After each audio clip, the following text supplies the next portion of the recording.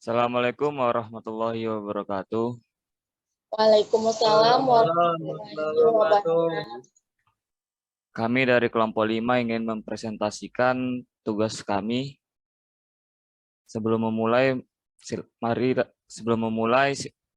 izinkan kami perkenalan terlebih dahulu. Nama saya adalah Haris Fadilah dan ada teman saya yang bernama Dika Jusrianto. Selanjutnya itu Fatmawati dan selanjutnya itu Jeffrey Yunaniko dan yang terakhir itu Bayu.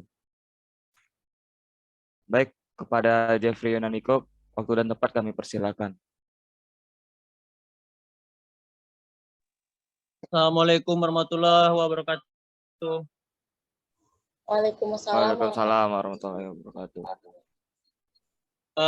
Pertama, saya akan menjelaskan terlebih dahulu yaitu struktur tabelnya. Yang mana dalam struktur tabel ini dia memiliki database yang terdiri dari 6 database. Yang itu terdiri dari admin, yaitu tabel domisili, tabel penduduk, tabel SK domisili yayasan, tabel SK domisili partai, dan tabel SK nikah. Nah, dalam susunan ini yang pertamanya itu ialah admin. Dalam tabel admin dia terbagi atas 5, yaitu ada ID admin, tag 11, ada name, ada email, image, dan password. Dan yang selanjutnya yaitu tabel domisili. Dalam struktur tabel domisili ini dia terbagi atas 7. Yang mana kunci utamanya itu adalah ID domisili. Yang selanjutnya terdiri dari barisan kelurahan kantor, kecamatan, kabupaten, nama lurah, NIP lurah, dan tanda tangan lurah. Dan untuk struktur tabel database selanjutnya yaitu tabel penduduk. Dan tabel domisili ini dia mengolah tabel penduduk. Jadi di sini ada kunci utama database-nya itu adalah ID NIC. Dan terdiri dari nama, jenis kelamin, tempat lahir, tanggal lahir, password, kitas, kebangsaan, pekerjaan, alamat, agama, dan status.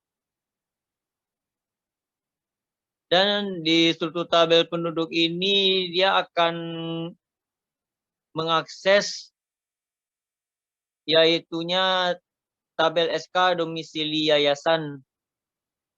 Yang pertama sekali itu ada ID SK domisili yayasan, integer 11.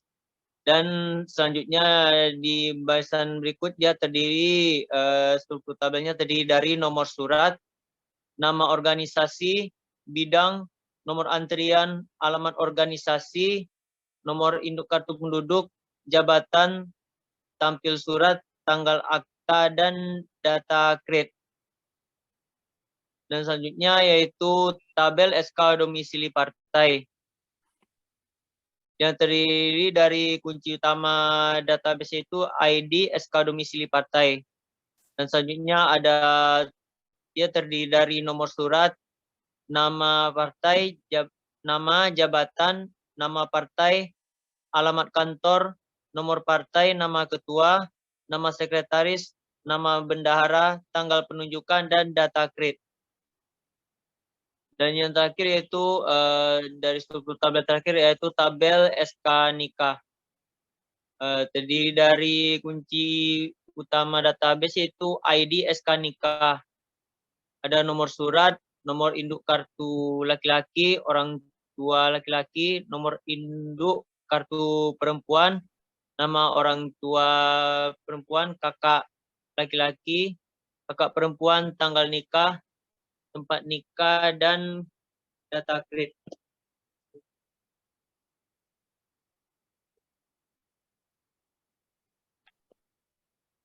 Bella untuk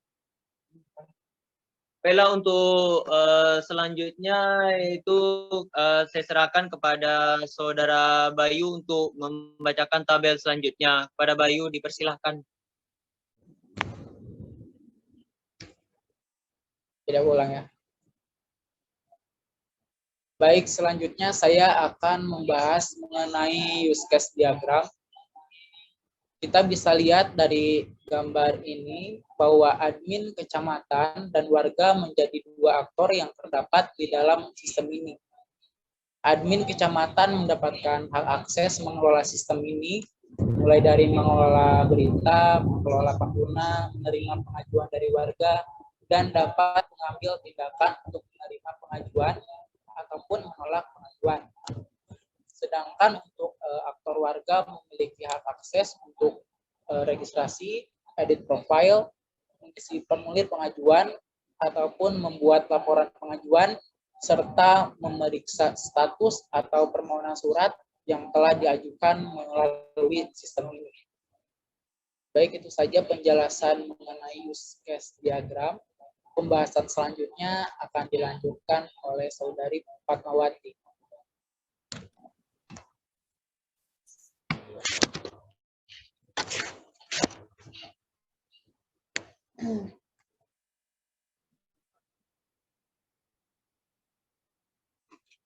Baik, selanjutnya yaitu activity diagram. Activity diagram adalah diagram yang dapat memodelkan proses-proses yang terjadi pada sebuah sistem. Nah, staf admin di sini langkah pertama yaitu masuk atau login menggunakan akun dan password yang telah dimilikinya. Selanjutnya akan muncul menu utama. Di menu ini, admin dapat menginput tabel domisili. Lalu selanjutnya akan muncul menu untuk mengelola tabel penduduk. Kemudian langkah selanjutnya yaitu mengakses tabel surat keterangan nikah. Dan langkah yang terakhir, setelah mengakses tabel surat keterangan nikah, maka admin menyesuaikan sendiri mengakses tabel surat keterangan domisili yayasan maupun mengakses tabel surat keterangan domisili partai. Terima kasih. Lebih dan kurangnya penjelasan saya, mohon maaf. Untuk penjelasan selanjutnya akan dilanjutkan oleh teman saya.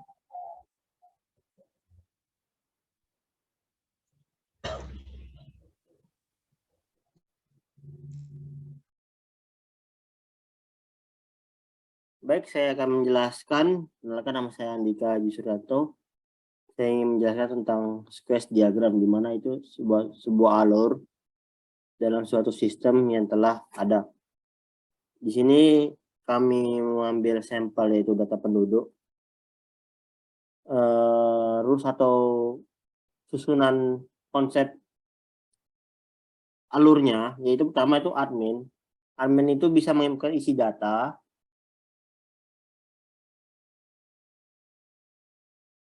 data, habis itu bisa cari data, kemudian bisa mengakses data yang telah ditemukan.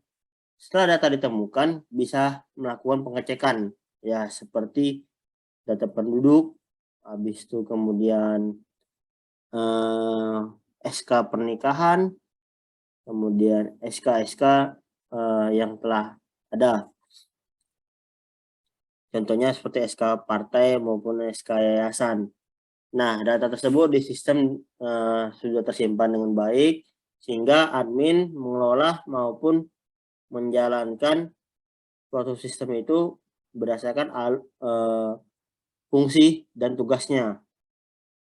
Sedangkan untuk user sendiri atau masyarakat itu menjalankan apa yang bisa diakses oleh masyarakat itu sendiri. Selanjutnya akan dijelaskan oleh teman saya, yaitu Aris Fadilah selaku moderator untuk materi selanjutnya.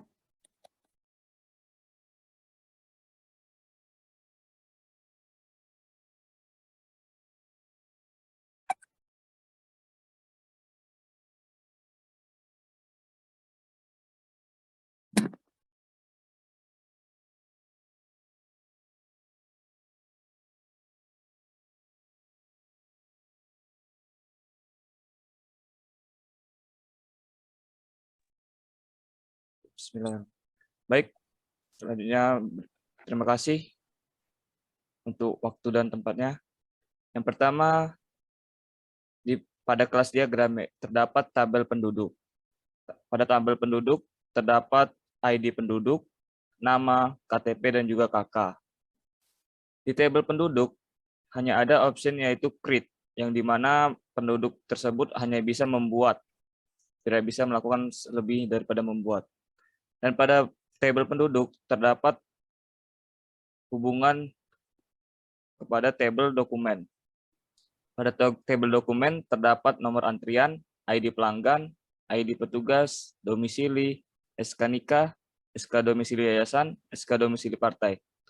Nah, pada tabel dokumen di sini terdapat option yaitu create, update, dan delete. Jadi pada tabel di sini penduduk bisa membuat SK nikah, domisili, domisili yayasan, dan SK domisili partai. Dan juga bisa mengupdate, yaitu bisa mengubah datanya menjadi yang diinginkan. Lalu pada tabel dokumen juga terdapat berhubungan dengan tabel petugas. Pada tabel petugas terdapat ID petugas, nama, dan jenis kelamin. Pada ID petugas tersebut terdapat opsi yaitu create dan update. Baik, itu saja yang bisa saya sampaikan. Selebihnya saya berikan kembali kepada rekan saya. Terima kasih.